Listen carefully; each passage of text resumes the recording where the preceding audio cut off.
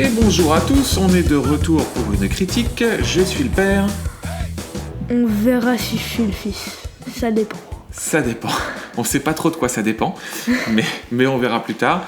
On se retrouve aujourd'hui pour la critique de Transformers Rise of the Beast de Steven Caple Jr. Et je vous fais tout de suite le pitch. Alors je précise encore une fois que c'est le pitch IMDb, parce qu'une fois de plus, on a le droit à un pitch absolument nul.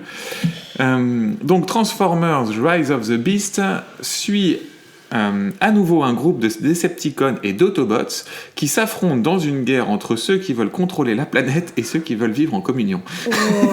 Je ne sais pas ce que c'est que ce pitch. Bon, grosso modo, si on veut faire très simple, on retrouve le groupe d'Autobots porté par Optimus Prime avec Bumblebee et quelques nouveaux qui doit affronter une nouvelle menace de Decepticons. Je ne sais même pas si c'était des Decepticons en plus. De tête, ils ont un autre nom. Des méchants, très très méchants, qui veulent détruire la Terre. Des méchants très très méchants. Ouh, on sent que ça commence bien. On commence très bien ce podcast. Donc des méchants très très méchants qui veulent attaquer la Terre, et bon, c'est littéralement sur l'affiche, donc je ne spoil rien, et ils vont devoir se céder des Animals, qui sont des sortes de... Des Animals. Ah oui, ils s'appellent les Animals. Non, c'est des Primols. Non, Primal, c'est le nom du gorille. Ah oui, non, c'est Optimus Primal, le nom du gorille. Si, ça j'en suis sûr. Optimus Prime, c'est c'est non, Optimus Primal. Mais non, il s'appelle juste Primal. Non. Bon, on va pas se... Il s'appelle Optimus Primal. Là-dessus, je sais que j'ai raison. Oh. Il s'appelle Optimus Primal. Peu importe. Ce que les gens veulent savoir, c'est l'histoire. Oui, il s'appelle Optimus Primal. C'est de l'histoire. Non, parce que Optimus, c'est le personnage de Optimus Prime. Optimus Primal. Non. Non, mon fils. Et donc, ils vont devoir s'allier donc aux Animals, qui sont donc des bêtes. À moitié bête, à moitié robot. C'est plus robot. C'est plus robot que bête. Je crois que c'est que des robots. Hein. Oui, mais ils ont une sorte de pelage, etc. Oui, ça, c'est du faux. Oui. Ils ont mis... c'est pour camoufler. Contre les méchants très très méchants. On est d'accord ? C'est ça un peu ça, c'est à peu près ça le pitch ? À peu près. À peu près. Mon fils, qu'en as-tu pensé ? Moi qui déteste les Transformers, celui-là, je l'ai trouvé pas mal. Très bien. Plutôt bien. Plutôt bien. Bien simple. Un B. B+. Ah bah non, tu m'avais dit la dernière fois que tu avais trouvé ça bien avec un petit plus en plus. Je sais plus sur quel film c'était. Donc ça, c'était le B+. On avait même fait les correspondances de notes par rapport aux lettres. Donc là, le bien simple... Ouais, là, c'est un B. C'est un B. Oui. C'est quoi ? C'est un 15 ? Non, ça c'est un B-. Un B, c'est un 16. Un 16 ? C'est quand même une très bonne note. Bon, arrêtons notre parenthèse. Et moi, qu'est-ce que j'en ai pensé ?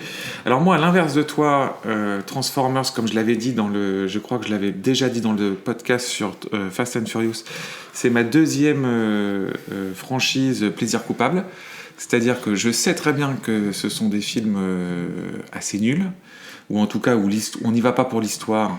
C'est souvent un peu bébête. Celui-là, il y a déjà beaucoup plus d'histoire. Oh, le début. Je te trouve sympa. Il y a quand même pas beaucoup d'histoire non plus. Oui, le début, oui, on va y revenir. Ça, je suis d'accord avec toi. Mais ça, en fait, c'est pas vraiment l'histoire. C'est la caractérisation des personnages humains. Ouais. Qui est bien meilleure que dans les autres. Ça, je suis d'accord. Et donc, juste pour finir mon avis, donc moi, j'avais vraiment le côté plaisir coupable du film de Michael Bay, qui était le réalisateur des 5 Transformers précédents, qui est un type un peu dingue dans sa réalisation, et qui souvent, dans le côté pyrotechnique, faisait des scènes complètement folles. Et ça, moi, j'aimais ça. Qui est un peu la même idée que j'avais pour Fast. Mais donc j'y allais toujours en sachant que j'y allais pas pour l'histoire, j'y allais plus pour le côté grand 8. Et celui-là, je l'ai trouvé... c'est marrant parce que je l'ai trouvé un peu inversé à la saga originelle, c'est-à-dire qu'ils essayent de camper les personnages de manière un peu plus profonde, avec de grandes guillemets, Le spectacle est toujours en rendez-vous, mais il est plus sage. C'est un spectacle plus sage. Il est plus conventionnel, je trouve, comme film. Il est correct. Voilà. Moi, je lui mettrais... je le trouve... on ne s'est pas ennuyé. Je me suis pas ennuyé. Mais j'en ressors pas avec... si j'ai une scène en tête que j'ai trouvé sympathique, mais pas plus que ça. Voilà. Quelle note ? Si je devais lui mettre une note sur quoi ? Sur 10 ? Sur 20 ? Sur 20 ? Non, mais...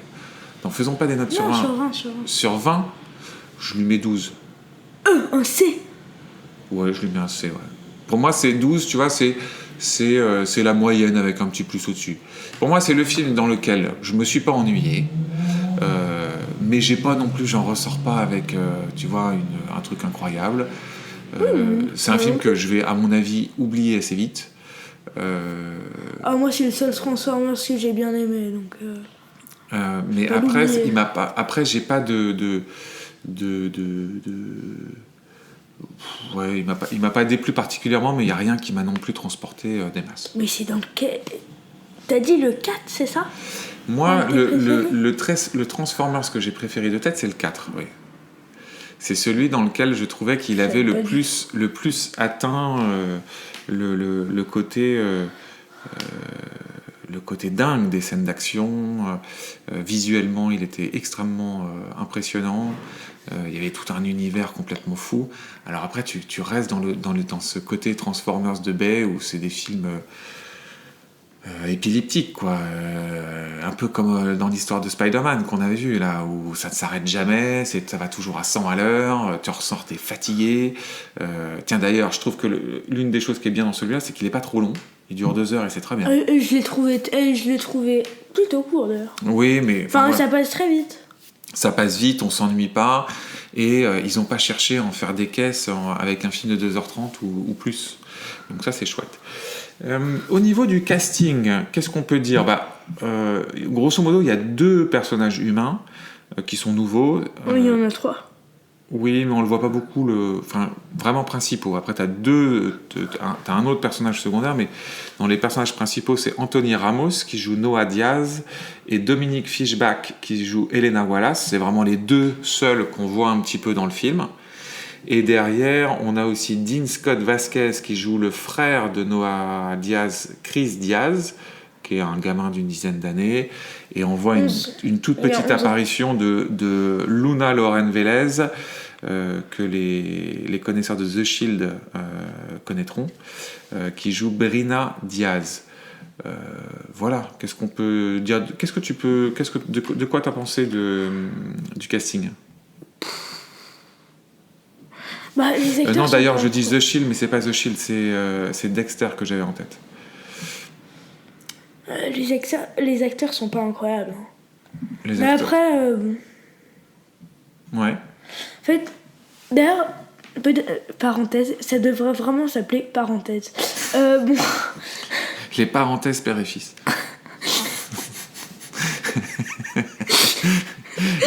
on veut notre copyright. Donc une parenthèse père et fils. Une parenthèse père et fils. Voilà. Donc, parenthèse. J'ai oublié. T'as oublié ce que tu voulais dire ? Oui, si, c'est bon. Il y a un truc qui font too much, par contre, c'est les humains. Ils essayent de trop les mettre dans l'histoire. Ah, bon, ça je suis complètement d'accord. Mais c'est un gimmick qu'ils ont depuis longtemps. Et celui-là le fait peut-être un peu mieux que les autres. On est d'accord ? Un petit peu, mais quand même. Ouais. Bon, pour moi, le plus gros problème de la saga Transformers, ça a toujours été les humains qui essayaient de rentrer au chausse-pied dans l'histoire. Le pire étant les 3 premiers, avec notamment le personnage de Shia LaBeouf qui était nul, et avec sa copine, ses parents. Enfin, c'était vraiment nul. Là, je trouve que c'est mieux géré. Notamment, il y a tout un premier quart du film, on va dire. Premier tiers. Premier tiers, presque. Enfin, je pense qu'il y a une demi-heure, grosso modo, d'ouverture du film. Une demi-heure, 45 minutes. Où ils essayent d'incarner le personnage, notamment d'Anthony Ramos, Noah Diaz, qui a un petit frère qui est malade. Et qui doit... Ça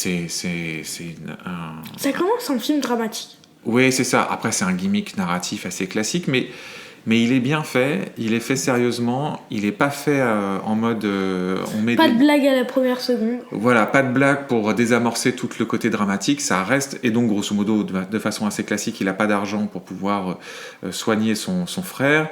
Et on voit pas mal de séquences quand même autour de ça, à l'hôpital, où on lui refuse des soins, où il essaye d'avoir un emploi, mais il n'y arrive pas. Il est obligé, du coup, de tomber un peu dans les magouilles, etc.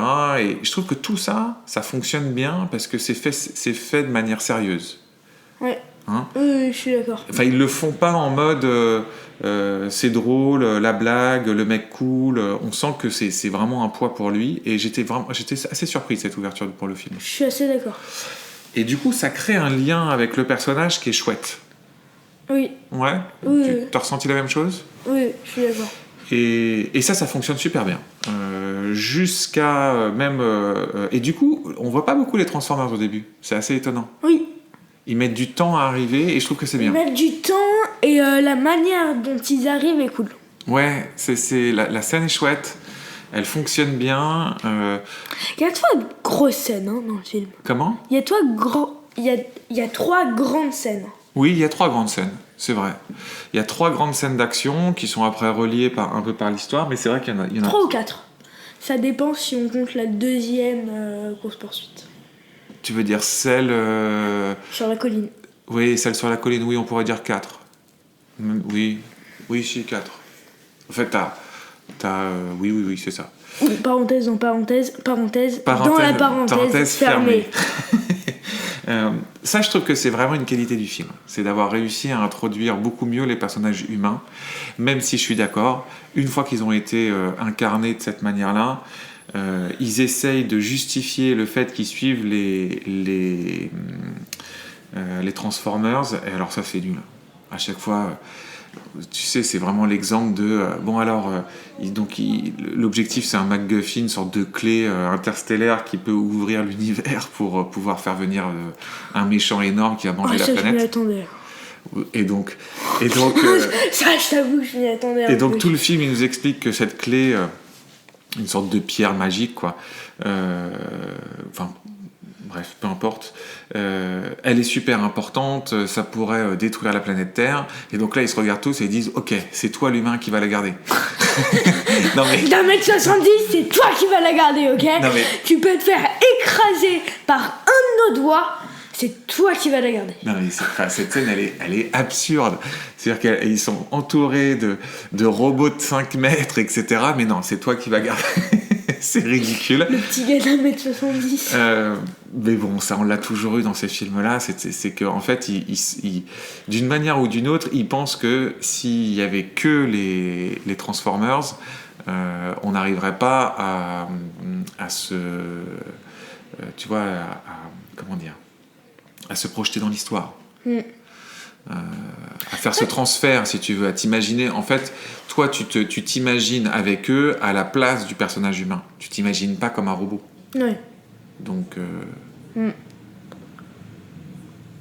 Ouais. Ouais ? Ouais. Ok. Qu'est-ce que tu as pensé de la réalisation de notre ami Steven Cable ?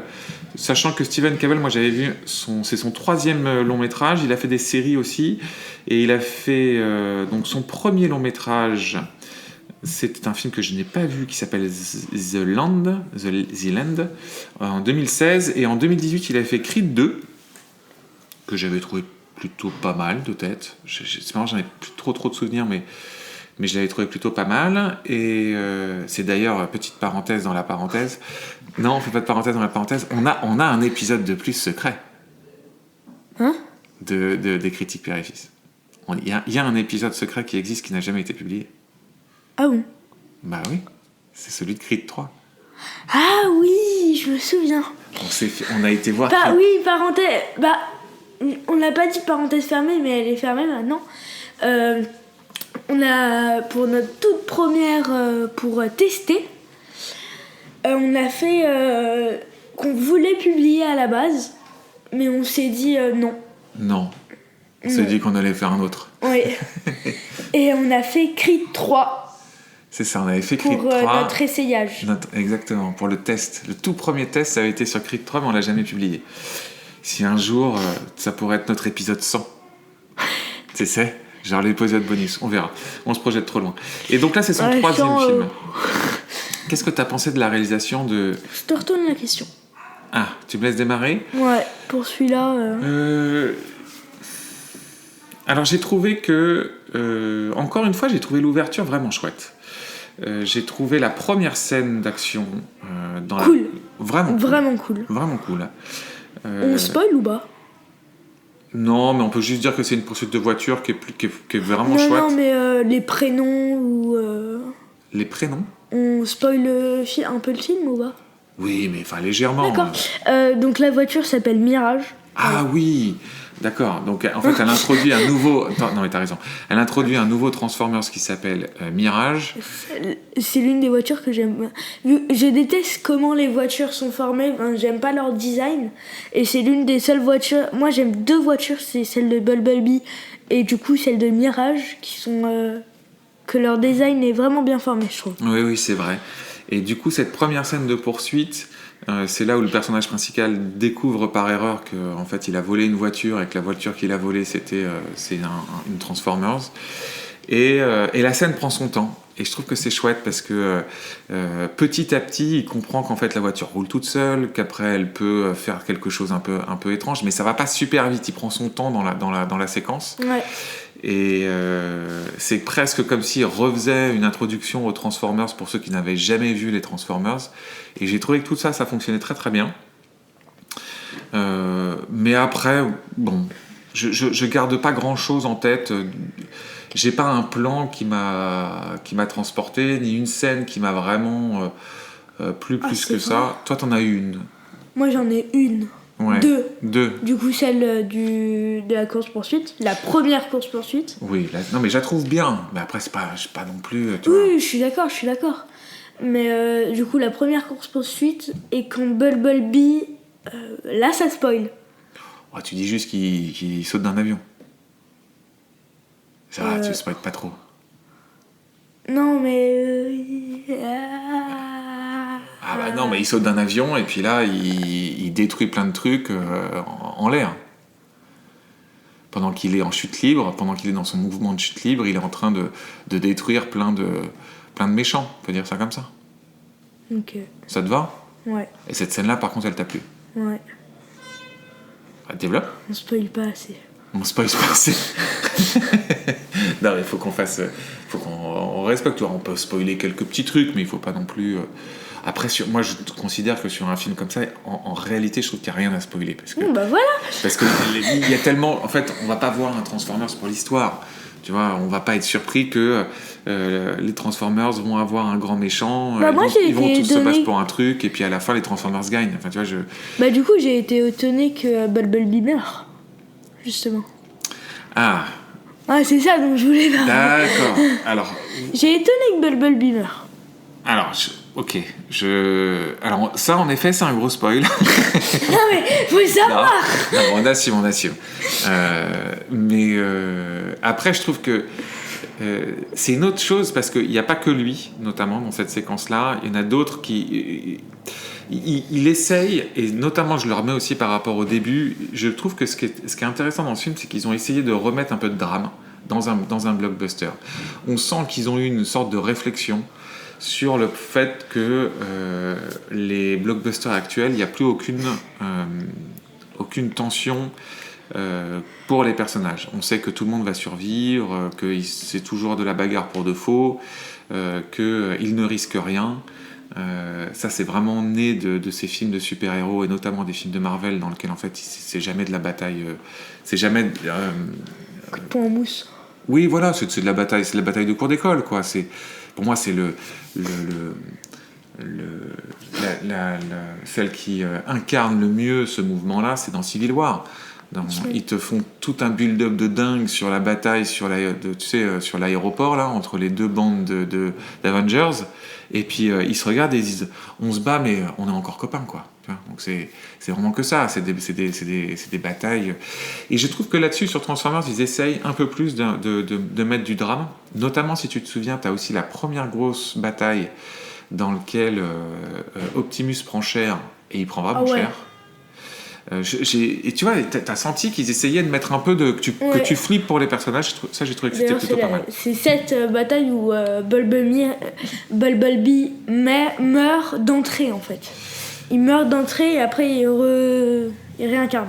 Ouais, donc ça pour le coup, ça fait partie des qualités du film. Mais d'un point de vue de réalisation et visuel, j'ai trouvé que le film était correct.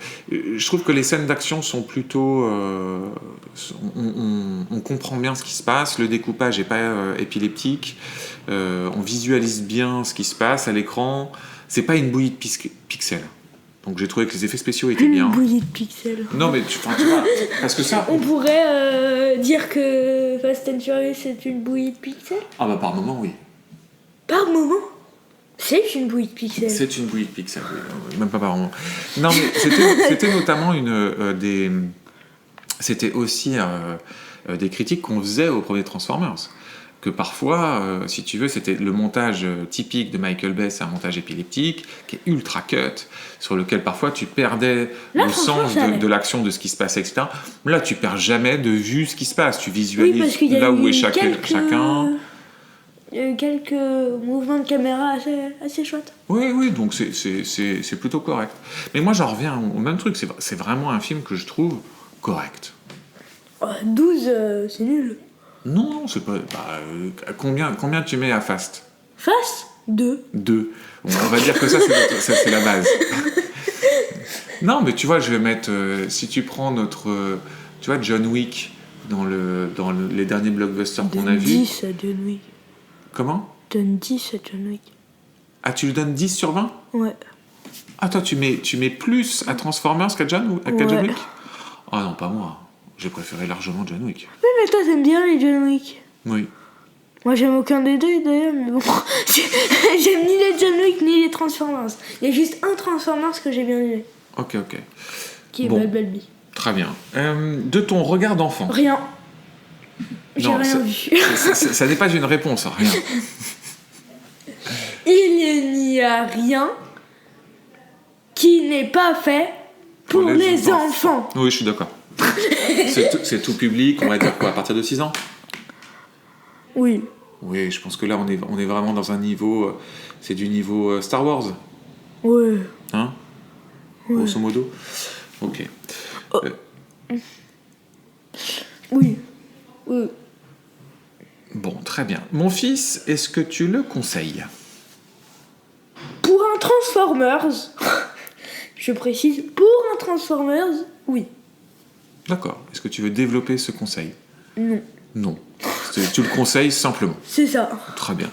Et moi qui je reprends, c'était mon plaisir coupable des Transformers, je le trouve pas mal.